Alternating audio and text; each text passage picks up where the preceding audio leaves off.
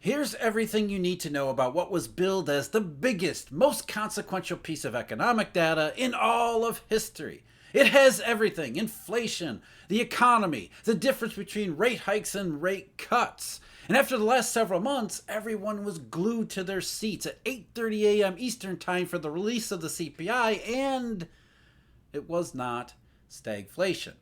There was some inflation in it, but it was a different kind. And more importantly, though, the consumer price report was actually overshadowed by even more data confirming US consumers really are in trouble. We might be lucky just to keep the stagnation part. And in light of all these updates, we also have the lowest market rates in some time, where the front end of the yield curve is actually moving down again, and so are energy prices, in particular gasoline. The whole complexion of the inflation debate and the narrative is shifting again. So, what was in the CPI of all CPIs? Well, across the board, lower numbers than expected. The first quote unquote miss in several months. The fears had been that consumer prices were getting stuck. Not only were they getting stuck, they were at risk of accelerating forward, and then causing all sorts of complications for the economy, for the Federal Reserve, for basically everyone and everything. That's why there was so much hype over this month's CPI. Which way would it break?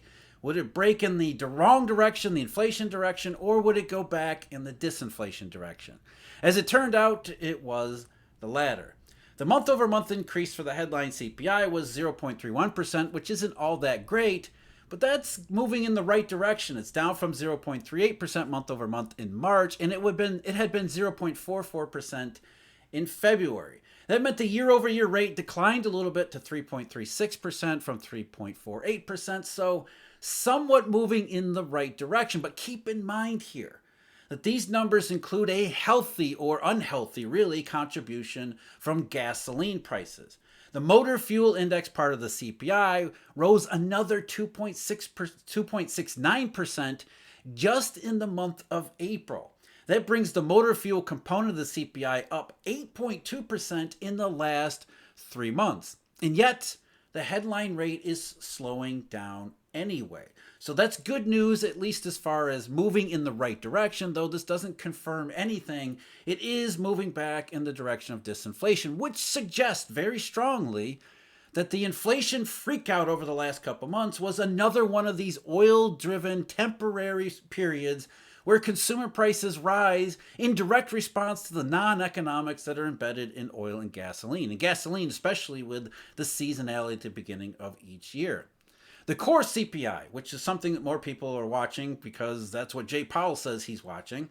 The core CPI was up just 0.29% month over month, which was somewhat slower than the 0.36% rate in both of March and February. That brought the annual rate of the core CPI down to 362, which is a new low for the cycle.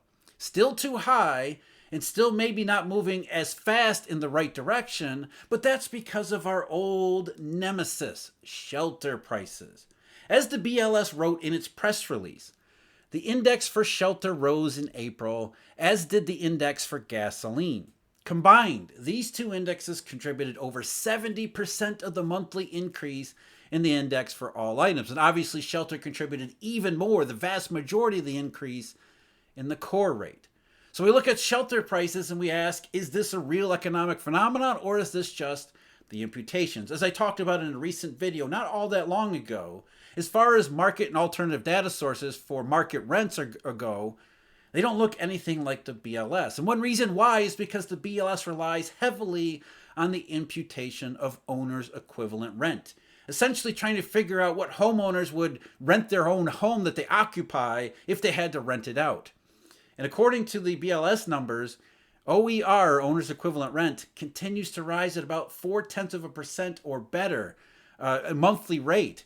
It's been around that level, slowing down modestly over the 4 months of this year so far, but not all that much.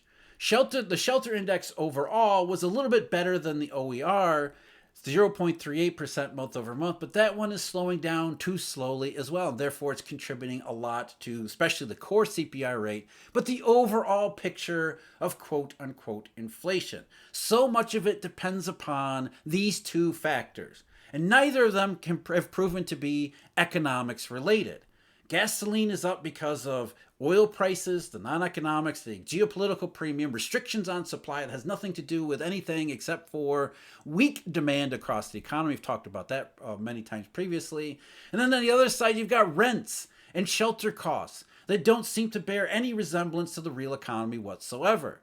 So, as everyone chasing these phantoms, these imputations and non-economic factors in gasoline and oil prices, and considering that to be risk of inflation, well, it seems to be that was the case.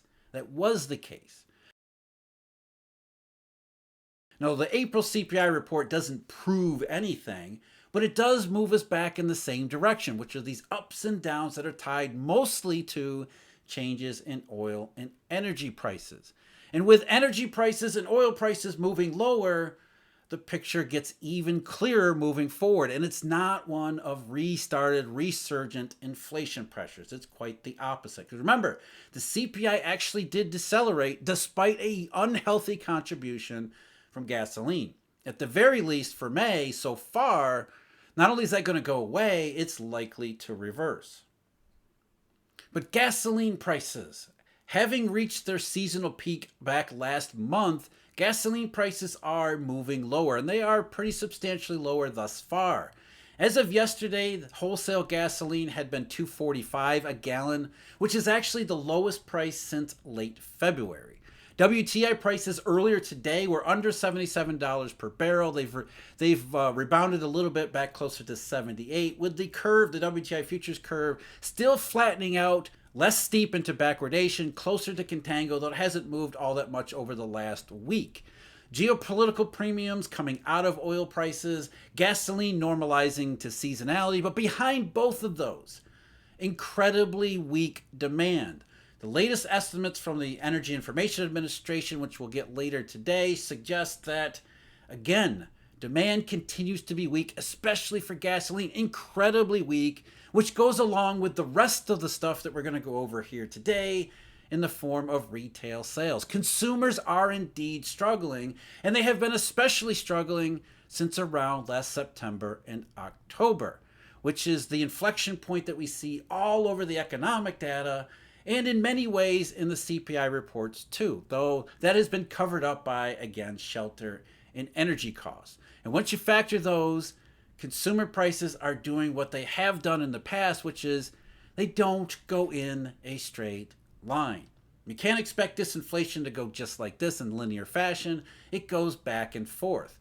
But underlying all of it is still the same economic cycle. And so long as we remain in that cycle, we're going to continue in the direction of disinflation, and that's going to continue to be the bad news. More important than questions over the stickiness in the CPI, which weren't settled today by any means, but at least moving in the right direction, more important is retail sales. Retail sales came in much less than expected. In fact, they were flat month over month on a nominal basis for the month of April. Remember how we got here. We had a weak Christmas season where retail sales were basically flat on a nominal basis and negative in real terms. Well, the BLS says they've done their benchmark annual revisions. They've changed everything a little bit. The benchmark revisions revised retail sales down pretty substantially for the last year and a half or so, including changing somewhat the picture of the Christmas season, but the overall impression remains. Christmas was weak. January was really bad, a big decline in January, down about 1% in retail sales on nominal basis. But then we had the bounce back in February and March, which was consistent with the idea of strong economy, reigniting inflation pressures all across the system. Retail sales were up almost a full percent in February, at least the initial estimates. And then March was up another 0.7%. Both of those have been revised down a little bit. So big drop in January, less of a rebound in February or March, and now April comes in at just 0.02%, or basically nothing. And a lot of that was, over the last couple months, was of course gasoline and gasoline prices. When you back out the sales, retail sales at gasoline stations, you get a little bit of a different picture, a little bit more weakness. January was down more than a full percent, excluding gasoline stations. February up just 0.6%. March just up just 0.5%. And now April down 0.25% on the month. So excluding gasoline, consumers aren't spending as much as we thought that they were. So consumer spending continues to be weaker than the idea of a strong and inflationary economy. In fact, as Bloomberg wrote in response to both the CPI and the retail sales data, retail sales came in weaker than expected for April, with the headline figure unchanged on the month. The so-called control group figure, which feeds into GDP, was down 0.3%, with March also revised lower. The report suggested a loss of momentum in consumer spending at the start of the second quarter. This is an interpretation, a disappointment that you can feel around the rest of the mainstream media. Because again, the mainstream media has been all over a strong economy, inflation narrative. Here's an article from CNN, normally a cheerleader for the economy.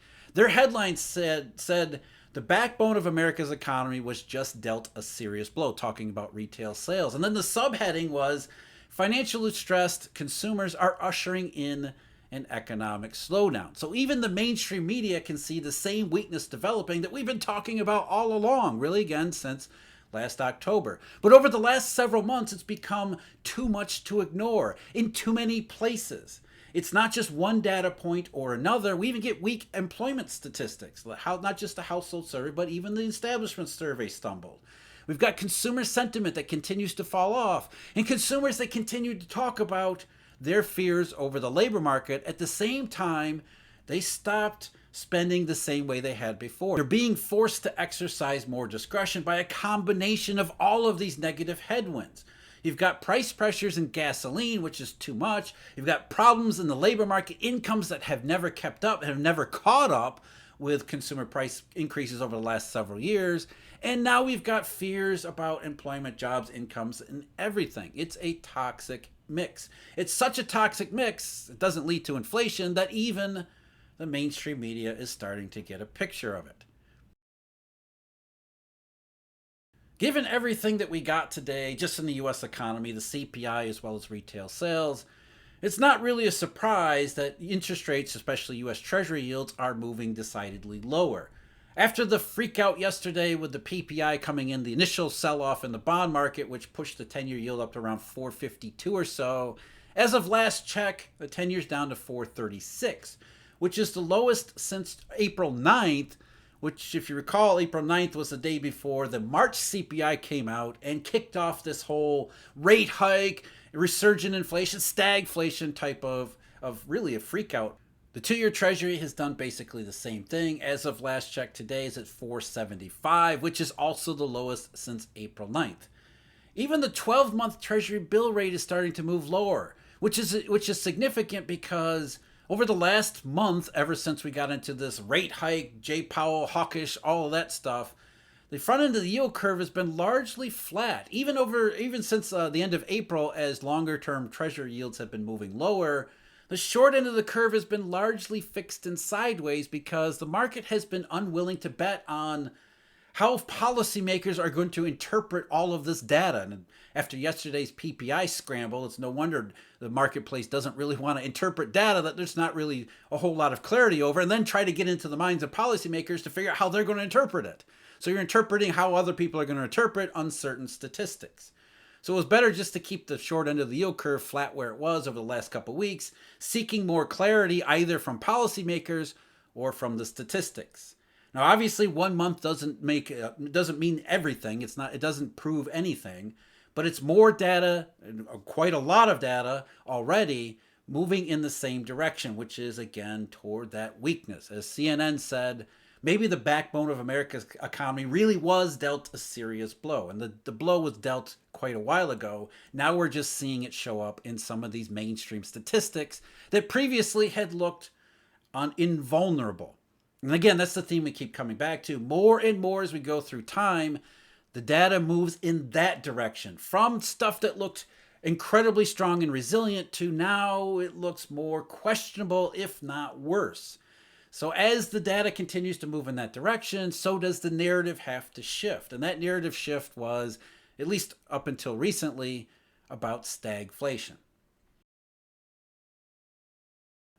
I said last month after the CPI that the next CPI could miss or one down the road, and everyone would forget all about the inflation resurgent, J. Powell hawkishness, the whole freakout thing over resurgent consumer prices. And that seems to be just what happened. It only took a month for it to take place.